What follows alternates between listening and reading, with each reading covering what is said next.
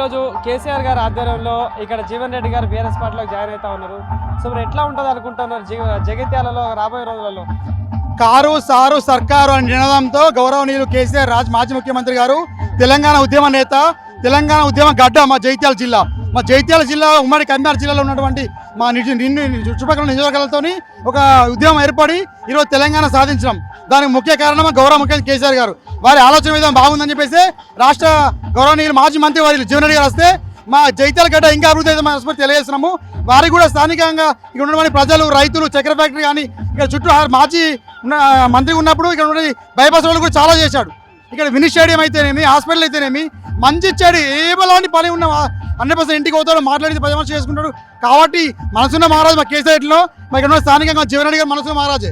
కానీ ఇక్కడ స్థానిక ఎమ్మెల్యే ఎవరైతే ఉన్నారో జీవన్ రెడ్డి గారు బీఆర్ఎస్ పార్టీకి రావడం వల్ల బీఆర్ఎస్ పార్టీకి ఒరిగేదేం లేదు, ఉనికి కోల్పోతుంది అని చెప్పేసి మాట్లాడుతున్నారు. మీరు అన్నది కరెక్టే, కానీ అక్కడ ఉన్నటువంటి స్థానిక ఎమ్మెల్యే గారిని గెలిపించింది ఎవరండి? కేసీఆర్ గారు గుర్తుని గెలిచారు.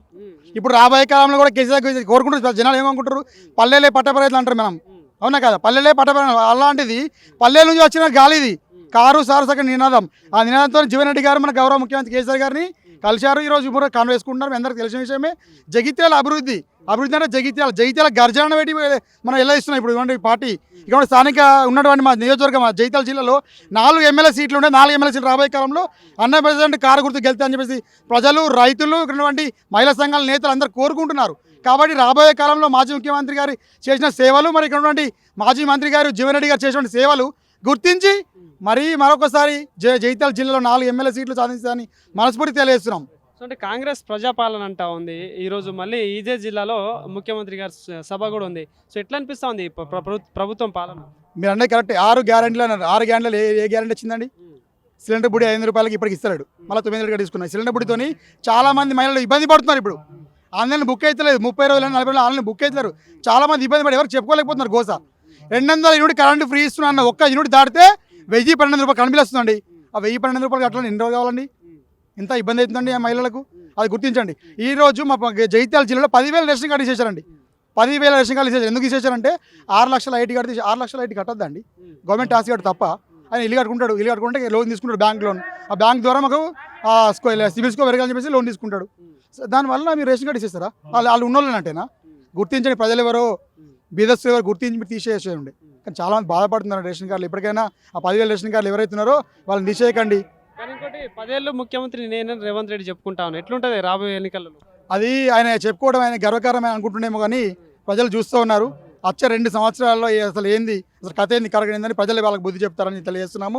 రాబోయే కాలంలో మాత్రం జగిత్యాల జిల్లాలో 4 ఎమ్మెల్యేలను గెలిపించడం అయితే మాది. మా యువత ఉంటుంది, రైతులు ఉంటారు, మహిళా సోదరులు ఉంటారు. 100% కారు సారు సర్కారు నిధులతో వెళ్తారు. మా మైనారిటీ సోదరులు కూడా చాలా మంది వచ్చారు. ఇక్కడ ఎవరో డబ్బులు ఇస్తారో పిలిస్తే రావట్లేదు, ఫ్రీగా స్వచ్ఛందంగా. ఇప్పుడు చూస్తూ ఉంటారు. ఇంకొక 1 అవర్లో సభ మొత్తం నిండిపోతుంది.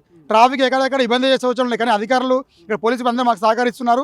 అందుకోసం ఎల్ఈడి స్క్రీన్స్ కూడా పెట్టడం జరిగింది రైతులతోని. మరి ఇక్కడ ఉన్నటువంటి కేసీఆర్ గారి సభ ఎలా జరుగుతుంది, ఎట్లా అని ఉత్తరాండతో చూడడానికి ఉన్నారు. యువత కూడా చాలా మంది యూత్ పిల్లలు కూడా రావడానికి సిద్ధంగా ఉన్నారు. 100% రాబోయే కాలం కారు సార్ సర్కారు అని తెలియజేస్తున్నాము. మరియు జీవన్ రెడ్డి గారు రాబోయే కాలంలో అతనికి సరైన హోదా ఇస్తాడని తెలియజేస్తున్నామని అనిపిస్తా ఉంది. చాలా రోజుల తర్వాత కేసీఆర్ గారు మళ్ళీ బయటకు వస్తా ఉన్నారు. సో ఏం చెప్పదలుచుకున్నారు కేసీఆర్ గారిని గుర్తు చేసుకుంటే? 100% ఇప్పుడు రాబోయే కాలంలో కేసీఆర్ గారి పాత్ర ముఖ్యంగా ఉంటుంది. మన రాష్ట్ర ప్రజలకే కాకుండా దేశ ప్రజలు కూడా వెళ్ళిపోతుంది. చుట్టుపక్కల ఉన్నటువంటి రాష్ట్రాలు కూడా కేసీఆర్ ఇట్లా చేస్తుండా, ఇంత మంచి చేస్తుండా అనే ప్రభావం వెళ్ళిపోతుంది.